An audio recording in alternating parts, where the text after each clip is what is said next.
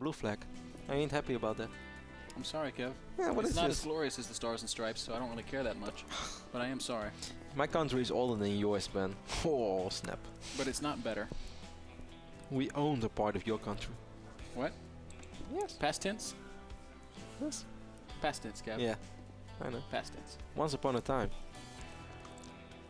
I taught Ben a lot about the history of his own country, which he did not know.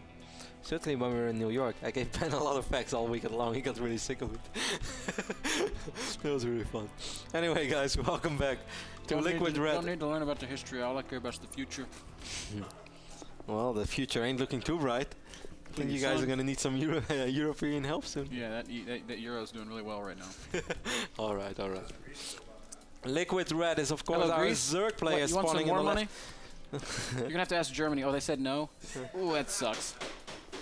Yes, man, you are funny.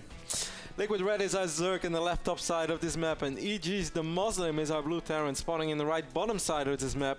Great game one on Daybreak. I think Red played like Red always does. He played solid, he played good, very strong macro-wise, but DeMusliM played fantastic TVZ.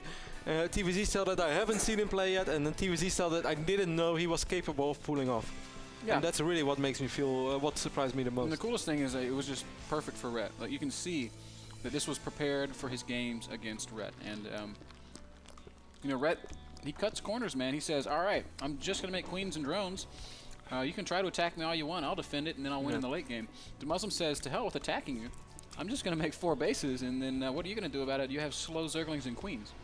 Yeah, the DeMusliM's playstyle reminded me a little bit of how Moro played against Idra on our Sunday Showdown. If you guys haven't seen those games yet, you should definitely check them out as well, because I know a lot of you people out there know that the Moro won those series 4-0, but it really was not a good indication of how the series really went, because Game 2 and Game 3 were fantastic TVZs, and definitely worth checking out, where Moro just kind of hang in there, eventually won, but also played a very strong macro-oriented style.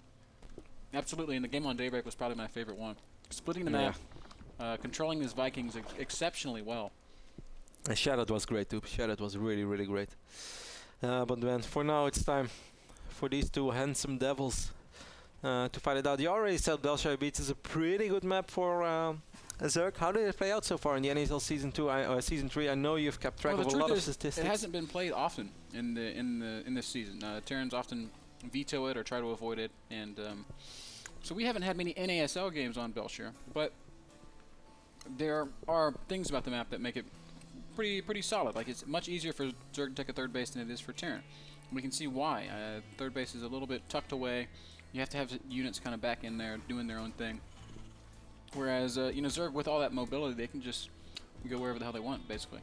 Now the other thing is there's 2 attack paths, and for Terran to attack down either of them, they have to really commit their whole army. If they split up their army, Zerg's going to swarm it and kill it. But if they commit their whole army, Zerg can just go down the other one and counter. So it's a little bit of a paradox for Terran players in that regard. We'll see if DeMusliM is going to do something funky with the Hellion, since I would also say this is a pretty decent map to go for some Hellion run by. It's not going to be much easier than that. The factory is on the way, reactor as well, but of course the real question is how many Hellions is DeMusliM really going to produce. He went for 6 in the previous game, but the only purpose of those Hellions was to slow down the creep spread a little bit. It became a lot harder since the Queen got improved, but mostly to keep the Zerglings away from scouting the extremely quick third base at the DeMusliM map. But DeMusliM didn't stop at quick 3 bases, he went for quick 4 bases, and then he also went for a quick 5th base. It's just, I'm becoming a little fanboy again, man. Yeah, man, he's playing some good StarCraft. Guys, if you're just joining us, this is our final best of 5 of the day, our final round of 16 playoff game. After this, we will know exactly what our top 8 bracket's going to look like, and we'll see exactly who's going to be joining us in Toronto. If you've been with us the whole time, thank you for sticking around. It's been a long broadcast. I think we're in hour 7 now. But we're not done yet. We still have to crown a victor in this matchup, Red versus DeMusliM. Roach Warren and Bailing Nest going down on the same moment, and if DeMusliM would decide to sacrifice these 2 Hellions and get a scout off, it would be a pretty big deal. Red is producing 3 Overlords at once, and it seems like Red is going to prepare for a lot of early game aggression. Yeah, it looks like it, Kev. 36 drones right now. He's got Banshee's already on the way as well. I feel that DeMusliM has everything pretty quick. he might just be fine. It's all going to come down to when DeMusliM will be able to put the pieces together. If you guys wonder about the matches we have so far for our finals in Toronto, it's going to be MC against Puma, Hero versus Stefano, Hawk versus Alicia, and Puzzle versus the winner of Red and DeMusliM. That's right, Kevin. A lot of this defense is going to depend on the positioning of this Banshee. If she's out on the map, and when the roaches hit, it's going to be really tough. But I don't think that's going to happen. These Hellions should spot the roaches as soon as they move out. I kind of like the DeMusliM's position. Oh, he's already dropping a third command center, so he's investing into a little bit. That's not going to help him. Now the DeMusliM will see all these roaches streaming down. And the DeMusliM, what are you going to do? Additional bunkers? He has the Banshee over here, so at least he will be able to use those Banshees for defensive purposes. And I think the DeMusliM is going to be fine, Banshee's man. coming right out. She's looking for the army of red so she can do as much damage as possible. She's going to be able to pick up so many Banelings as well. Here are the Hellions. Oh, and the Hellions are going to immediately target these Banelings. Red's going to get here just in time to chase them away, though. This is still a very scary attack. Red's going to go right up this ramp. There are no SCVs over here for the DeMusliM. Why wouldn't you have a single SCV? Oh, the bunker is going to fall, and Red's going to be able to get through. Here come the Banelings. Banshee has got to be perfect here. Hellions are going to fight the Banelings, and that's okay, but three of them still going to sneak through, and they're going to make their way to the SCV line, and second detonate. Banshee is out. It's going to be able to pick off a couple of these Banelings. They won't be able to do a whole lot of damage. The biggest problem is the wall is down, and Zerglings are just streaming in. Roaches are cleaning house over here as well. The DeMusliM is losing a lot of units. More and more Zerglings coming out for Red. He has not even stopped to drone. He's doing heavy damage to the economy of DeMusliM, who once again tried to go for a big macro style, but this is one of the dangers. When you go for Banshees, when you go for 3 command centers, you don't have many units on the ground, and it makes defending these kinds of all-ins very difficult. Only 12 SCVs remaining for the DeMusliM, and more Zerglings are streaming in. I don't think the DeMusliM will ever be able to control this situation. The Red is just picking up everything, starts working on tech labs now as well. The DeMusliM does have 3 Banshees, and he will finally be able to get that wall up again, but the DeMusliM fell down to 4 SCVs. Cass would say he's winning this game, but I don't know, Ben. I don't think even Cass is going to come back from this one, Kev. Oh, don't say that. Well, the critical thing here is that Red is transitioned, and oftentimes when we see Cass make these great comebacks, it's because Zerg hasn't transitioned. More Zerglings poking away at the front. The DeMusliM did finally stabilize. Yes, dare we say the word stabilize?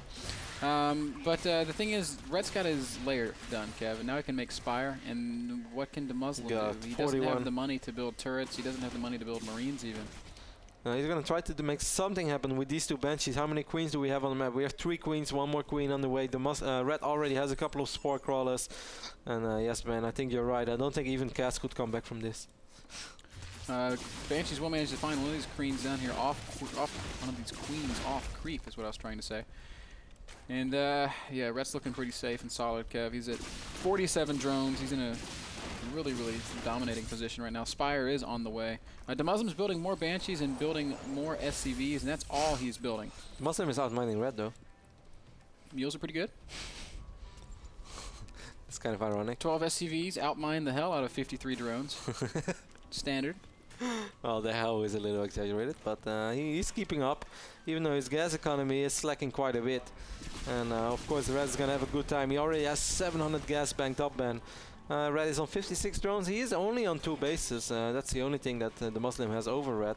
Red dropped that new hatch right now. I don't think he's able to I don't think he will be able to keep it alive. I think the DeMusliM will be able to force a cancel on that one. Whenever DeMusliM sees these mutas, he might just tap out immediately, Kev, because he's not produced a single Marine. He's making Marauders and Hellions right now. It's going to be 7, 8, 9 mutas. DeMusliM did not scout the Spire right now. He never saw. Yeah, I think what DeMusliM wants to try to do is like a savage Marine Marauder Banshee, not Marine Marauder, but Marauder Hellion Banshee just attack and see if he can maybe salvage the game that way. But of course, those things are not that good against mutas. The DeMusliM's economy is about to stabilize though, Ben. He has 26 SCVs right now, and he's on triple orbital, but as you said, he just has absolutely 0 anti-air. He has 2 Hellions, 1 medevac, 4 Banshees, and 2 Marauders. Nothing that can actually fight these mutas. Well, meanwhile, I see someone taking out the trash in the back door. And the DeMusliM sees the mutas and does just that. Taps out immediately. GG. Ret takes game number 2, ties up the series, and there you go, man. It's 1-1. Red going for the early game aggression with the Roaches, Banelings and Hellions. And for a second I actually thought that DeMusliM, it was going to be sort of okay. He saw it pretty early. He had Banshees. It could have helped. Where do you think it went wrong? Not having the SCVs there in time? I don't know, Kev. I mean, just the opening is just bad against what Red did. It's kind of what it boils down to. Because he dropped... but the third command center and Banshee. Like, when you do like a Roach Baneling bust and you see that you're playing against Banshee, you're not upset because Banshee means they're invested in tech, they have less units on the ground, and yes, they'll eventually clean up your all-in, but you're going to do a lot of damage in the meantime. So when you see the Banshee is there and he's got the third command center, that's like, oh, well, gee, you have even less units than you would have had if it was just straight to Banshee. So DeMusliM had very few units, but he did scout it pretty early on, and you could say that maybe with the Banshee above the Banelings, he could pick off a lot of the Banelings. Maybe if his wall wasn't supply depots, I guess. Yeah. I don't know. It's pretty difficult spot to be in. All right. But either way, Red did a great job of kind of adjusting to how DeMusliM was showing him that he wanted to open, and that's going to force DeMusliM to rethink his strategy a little bit on the third map. Guys, we're going to take a short break. We'll be back with Game 3, Ret versus DeMusliM, after this.